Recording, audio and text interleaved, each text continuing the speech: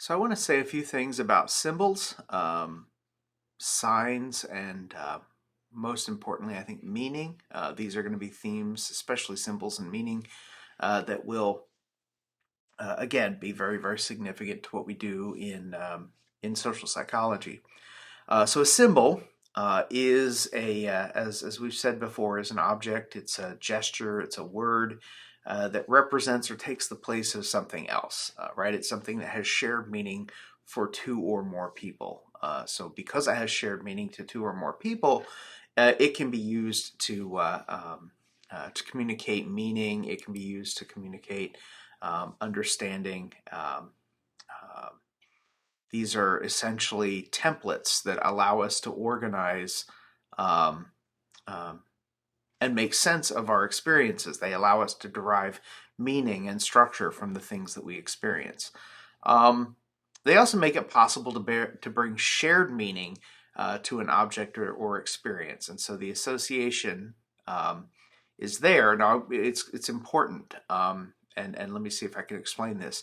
The association between a symbol and its meaning is kind of arbitrary, right? So that there's no necessary attachment to a particular word or a particular gesture or object that requires it to take a particular symbolic meaning. And in this way, symbols are distinct from what we call signs. Now, a sign is an object or an event to which a fixed or unchanged response is made. So in other words, the meaning is associated with or identified with its physical form. So smoke and flames are a sign of combustion, right? So when something is experiencing a rapid oxidization, something is burning, we see flames and we see smoke. So those are signs of fire.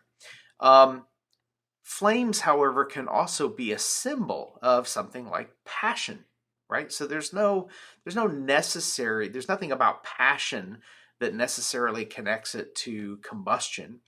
So that's what I mean by arbitrary, right? So when we talk about symbols and the meanings that are associated with symbols, we're talking about something that is kind of arbitrary. So I think I've used this example before, but this gesture, right? If we were to just describe this gesture, we would say it's a hand moving laterally at the end of an extended and upraised arm. Now that's the description of the gesture. What we call it is a wave, right? And that thing, calling something by a particular name, or what we call naming, that's something really important. We're going to talk about that in a few moments. But there's nothing in this that requires that we call it a wave. It's just a gesture. There's also no necessary connection between this particular gesture and its possible meaning or meanings. And I think, again, as I think we've mentioned before, this can mean hello, right? If people are coming together, it can mean goodbye if people are leaving. The exact same symbol, the exact same gesture, um, called a wave, can mean two different things. It can mean hello, it can mean goodbye. The only difference is people are coming together or people are leaving.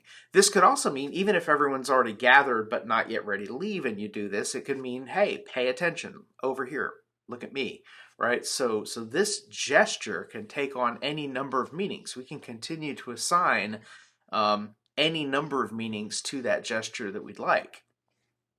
And we can call it whatever we want. Now, we call it a wave, but that, again, that's just kind of arbitrary. Um, but again, remember, the difference between a symbol and a sign is that the meaning of a symbol is arbitrary and collectively constructed, and the meanings are socially derived. Whereas for signs, the meaning of a sign is associated with or identified with its actual physical form. So there you go. Those are the differences, or that is the difference between symbols and signs. So why are symbols important? Well, there are three really important implications of symbols that make them of critical importance. In no particular order, they allow us to transcend or go beyond our immediate environment. So symbols allow us to talk about things that are not present because we can represent them. We can represent those absent things through our words or through other kinds of representations.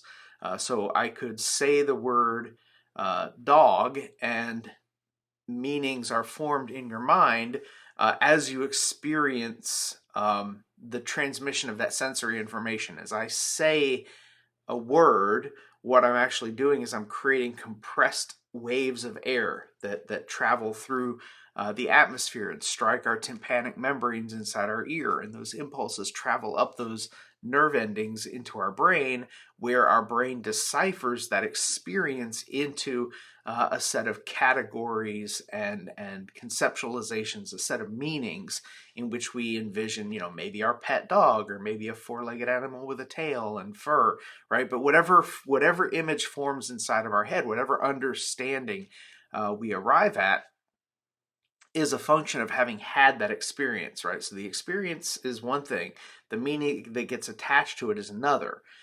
But because we can attach meanings to those experiences, we can then talk about dogs even though we don't have any dogs in our presence, or cars, or heartbreak, or aspiration, or war, right? We don't have to have any of those things. We can talk about the past. We can talk about our future. And that's the second feature, right? The because symbols allow us to transcend our immediate environment, they allow us to remember. They allow us to plan. They allow us to imagine. We can conjure up um, um, fantastical and whimsical sorts of scenarios that don't exist and could never actually exist because we're able to use symbols to kind of create those realities. We can vicariously experience something. If you've never been in love, but somebody does a really good job of using existing symbols and meanings like language, or simile or metaphor to create in us a sense of what that would be like, we can begin to have an experience vicariously that we haven't had actually in reality. Again, because of the powerful nature of symbols. So that's the second feature or implication of a symbol, is that it can allow us to remember, imagine, plan, experience things. Again, that we don't. That we don't actually tangibly and concretely have in our present moment. And the third implication is they allow us to categorize and frame our experiences. So the experiences that we have get organized into categories in our minds, and meanings get attached to those categories, right? This is a process of categorization and conceptualization through which, and we'll talk about this more in subsequent lectures, but a process of categorization and conceptualization through which sensation is turned into perception, right? And culture is the mechanism. Culture is the key. Specifically, symbols and language are the mechanism to how sensation becomes meaningful, how it becomes perception. And then we'll talk more about how that perception is shared across individuals who are having separate experiences of the world around them, but still come away with a shared experience, which is kind of a neat trick, right? How can separate people have a shared experience of the external world when each of them is only experiencing that external world individually, right? And the key to that is symbols, and we will talk about that a lot more. So don't worry if that doesn't make a lot of sense to you right now, but it absolutely will.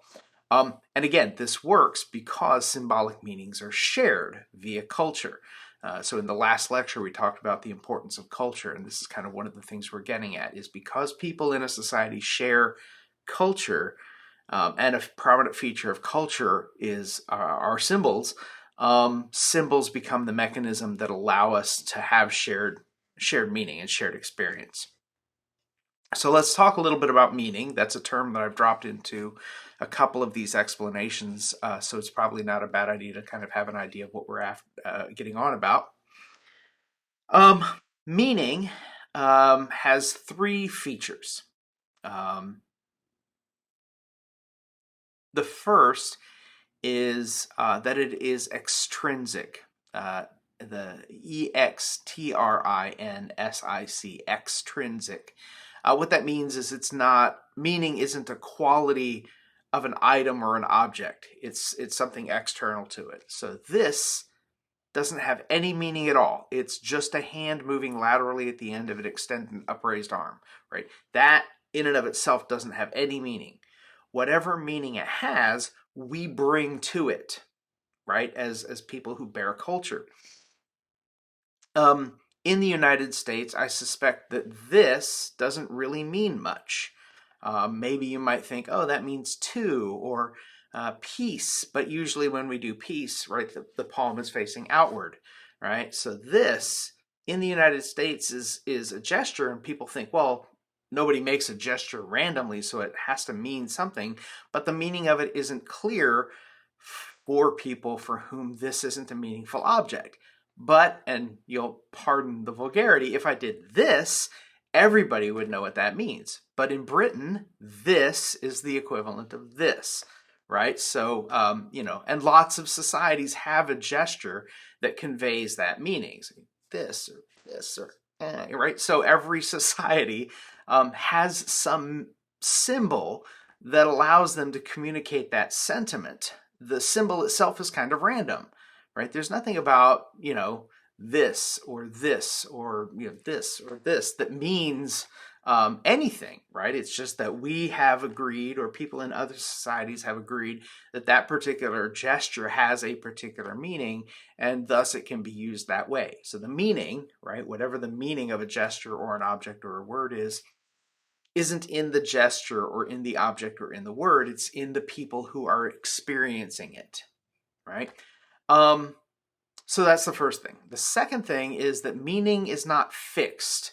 That doesn't mean broken and repaired. In this case, when we say fixed, we mean kind of stuck, not permanent. Right? Meaning is not permanent. Meaning changes. It's driven by context, so it changes across time. It changes across place. It changes across situation and the people in that moment, right? So, two people can have kind of an inside joke or an inside sort of shared set of meanings that other people on the outside, kind of scratch their head and like wonder what these people are talking about, because the meaning that's being shared there is specific to those two individuals, right? So meaning is something that isn't permanent, but rather varies, across time and place and circumstance. So that's the second key feature of meaning. The third is that meaning emerges and is transformed via a process of communication. So when people interact, when people collectively, you can't do this as an individual, but when people collectively alter the meaning of symbols, they agree that a word is going to be used in a new way.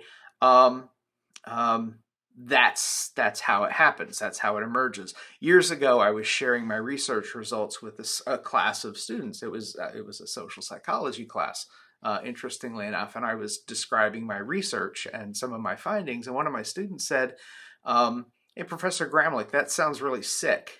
And I'm an old guy, right? And I was like, "What?" I was a little taken aback. I was kind of a little bit insulted. I didn't realize that sick could also mean cool, because that meaning for that particular word had only emerged long after I had sort of come to an understanding of what sick meant. Sick, when I was growing up, did not mean cool. I saw a picture the other day of somebody on Twitter, and somebody said, "I really like this person's drip." And that, again, I was like, what is drip? Because when I was a kid, a drip was what you called somebody who was a nerd, but now apparently it also means, somebody's really nice, fancy style of dress or appearance, right? So language changes, right? And language changes because meaning can constantly be altered and transformed, but it has to be done through a process of communication. Social others collaboratively create, recreate, alter, and transform meaning. and one of the things that becomes possible because of this is this process of naming, right? We can take a gesture, we can take a word, we can take an object, and we can name it. And when we name it, we turn it from an object into something we call a social object, right? So there's a difference, right? An object is just a thing that exists in the world, but a social object is an object that we give meaning to with our interactions with others, right? So that process of transforming a thing in the world around us into a social object is done through that process of naming. And there are kind of two steps through which an object becomes a social object. The first is that it gets named, right? We name it, we give it, we assign it a meaning, in essence. That's really what naming is. So we assign it a meaning. And then the second thing is we start acting toward that object in terms of that name, right? If we decided tomorrow that this, right, meant goodbye, then everybody starts using this to say goodbye, then we've kind of created something that has symbolic meaning, right? And we would name it, we don't have to give it a name like a wave, but we just have to all agree that this particular gesture means goodbye, and suddenly that gesture can mean goodbye. And that's the power of symbols, right? Is that they are ultimately proxies for meaning that we collectively create and share with one another.